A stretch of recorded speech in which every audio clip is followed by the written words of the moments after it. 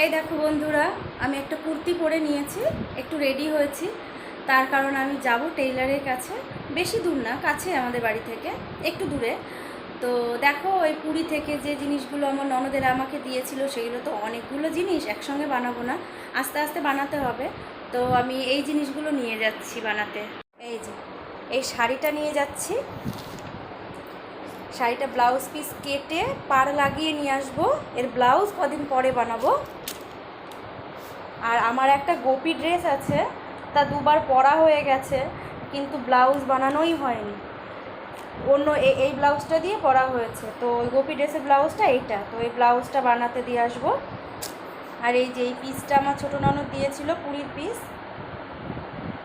তো এইটা এইটা এই কুর্তিটা বানাবো। এই যে, তো এই কটা কাজ নিয়ে যাচ্ছি। চলো যাওয়া যাক, প্রচণ্ড গরম। চলো।